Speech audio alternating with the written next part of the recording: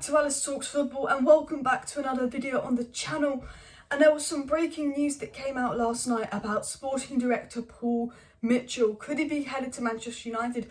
Who is Paul Mitchell? What impact will he have at United? And what does this mean in terms of the Ten Hag Pochettino race? We've also got some news from Tier 1 journalist David Ornstein surrounding the latest on Poch and Ten Hag. And actually, he said something very interesting, that the decision will be done in the next couple of days, potentially, or very, very soon. Toby Collier has signed for Manchester United, the young CDM, joining the youth academy, and much, much more. Now, I was going to go live tonight, but this news kind of broke last night. I feel like it would be a bit late to go live tonight, but I still might go live tonight, so just keep an eye out, keep your bell notification on if I do go live tonight. But I will be live tomorrow night, Monday night, around 7 PM for some more Manchester United news and updates and all of that. But I want to get right into the video, so make sure you smash a like, make sure you subscribe down below if you're new, and make sure you share the video. So what came out basically by L'Equipe via AS MONACO out of France, obviously, was that AS Monaco had reportedly decided to part ways with their sporting director Paul Mitchell, who Manchester United have had a reported interest in. Now, only a couple of weeks ago, Paul Mitchell was actually popping up on my timeline because he was out with Ralf Rangnick. He actually came to watch a Manchester United youth game with Ralf Rangnick.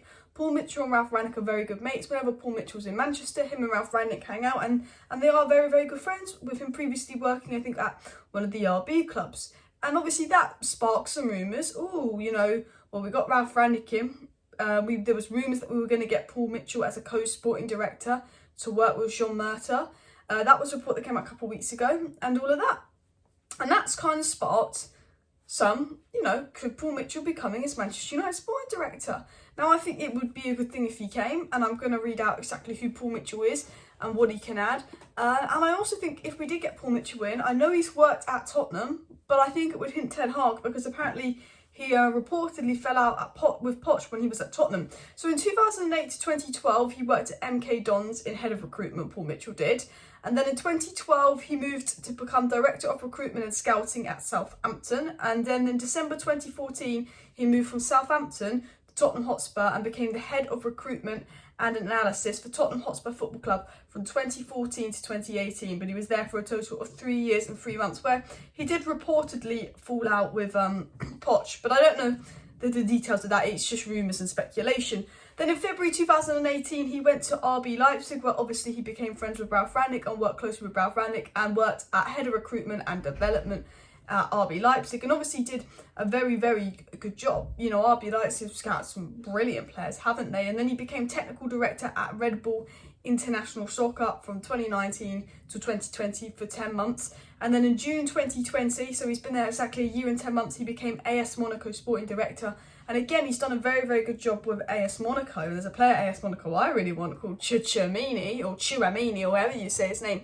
But that is sort of a bit of a background on Paul Mitchell, and he's got a very, very good CV. He's worked at Monaco and he's worked at RB Leipzig, and they're two clubs where they've been very, very good with recruitment through the years, scouting, youth development. And I think, United have been very, very good at maybe recruitment for the youth teams, but recruitment for the first team, I think we've lacked. We're missing out on those hidden gems. We're spending 150 million on the likes of Wan-Bissaka, Maguire and Daniel James. You're avoiding the likes of Haaland for Igalo. United have made some questionable decisions in years. We've obviously brought in Jean Murta, and I think Varane, Ronaldo and Sancho have all been successful transfers in their own way, and it has been one of our better transfer winners, and there was definitely an improvement compared to the transfer winners we had under Ed Woodward. But when you've got someone like Ralf Rangnick in, and he could potentially be working with Paul Mitchell on top of maybe Jean Murta, who I don't think is doing too bad of a job, and them doing the footballing side of things and leaving Arnold to do the banking side of things, potentially Manchester United can progress as a club. Now, we don't know if Paul Mitchell is coming to Manchester United, but if he is leaving Monaco, and with the constant links to United and his relationship with Ralf Rangnick, and we know that Ralf Rangnick will go upstairs, him coming to Manchester United could be very, very likely. I think United is a dream job for a lot of people, despite how awful the club has run it. It is definitely a dream job with a lot of people. And Mitchell has publicly stated that he is close friends with Manchester United manager Ralf Rangnick, and they've been publicly seen together only a couple of weeks ago and on multiple times. Now, I think with Ten Hag, we know that he worked very closely with the people around him, and Ten Hag always talks about how he likes the structure of football in Germany, how they all work closely together, flirting a little bit with Rangnick, and we know Rangnick's first choice manager is Ten Hag. And I think Rangnick, Ten Hag and Paul Mitchell that could be a very good trio working together if the board actually allows them the power to make decisions. And, you know, one of the reasons Ten Hag is so successful is because he works with Van der Sar and he worked with Overmars at Ajax, and we know that Ten Hag is leaving Ajax and flirting with it. Now, talking of Ten Hag Pochettino news, David Ornstein, really good journalist, one of the best journalists out there, has made some key pointers in the battle. He said that Ten Hag is admired by United's hierarchy, sort of the likes of Ralph Rangnick and that, and he has a lower release clause than Pochettino. However, Pochettino is the chosen candidate of the dressing room and admired by Sir Alex. My first thought is, the dressing room don't get to choose a candidate. If they were winning league titles, if they're winning Champions League, players can have a say. Players cannot have a say after this season, you know. So we should completely avoid Pochettino. He's just lost 3-0 to Monaco, which means he's probably going to get sacked, which means he's probably going to be the cheaper option. Whereas Ten Hag is going to win a trophy, you know. We should be avoiding Pochettino in my eyes and going for Ten Hag. Now, David Ornstein, when talking about the Poch-Ten Hag situation, says we're going to know the outcome pretty soon. I think there's a lot of links to Ten Hag and Pochettino, and I think we will know the outcome within the next couple of weeks. And if there's any news that breaks, I will go live, guys. If any news breaks, I will go live. Doesn't matter when it is, unless I'm not at home, then I'll do a video, as you know. So do make sure you're subscribed for that.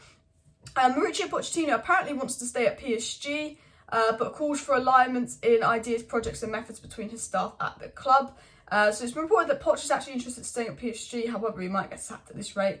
And David Ornstein said that Manchester United want to wrap up the managerial process in the coming weeks, ideally by the end of March. United are speeding up the process, meeting candidates and whittling down the shortlist. United hope to have chosen a candidate in place as soon as possible. And we know from Fabrizio Romano yesterday that United have entered talks and discussions with Ten Hag and Pochettino, and I think United will probably sort their manager out by the end of March. And I think, you know, in the next couple of weeks even, and maybe even the next couple of days, hopefully, we're going to really know if it's going to be Poch or Ten Hag. Right now, I am putting my money on Ten Hag. I think Ten Hag's more likely, especially with these Paul Mitchell rumours, especially with Rangnick looking like he's going to have a bit more of a say than we thought, and Romano saying that United are hoping that Rangnick will choose the next manager, and Rangnick's going to have a big part in choosing the next manager, and we know Rangnick wants Ten Hag. I think every indication is going towards Ten Hag. It's clearly who the fans want. So if I was going to put my money on, I'd say we would be getting Ten Hag, but it would be classic United to get Pochettino, absolutely. But I think we will know in the coming weeks, and as soon as we know, guys, I will be live. So make sure you're subscribed. With the last story as well, and I reported this about a week or maybe 2 weeks ago, about Toby Collier, has officially signed for Manchester United. He's a brilliant youth player. CDM, up and coming. Another good player to add to the youth. We've got Kobe, who's the next Paul Pogba in the youth. We've got Shilatiri, who's a baller, Sedan Iqbal, Charlie Savage, and then obviously the likes of Garnacho, McNeil, and Hannibal Mejbri, they're absolute ballers. So United Youth Academy, I think, is absolutely looking brilliant as well. But guys, I'm going to wrap up the video here. I might be live tonight, so do make sure you subscribe and post notification bell on if you want to know if I'm live tonight. But I definitely will be live Monday night with a show, chatting with you guys, discussing things with you guys, and all of that. So bish, bash, bosh. See you tomorrow. Bye.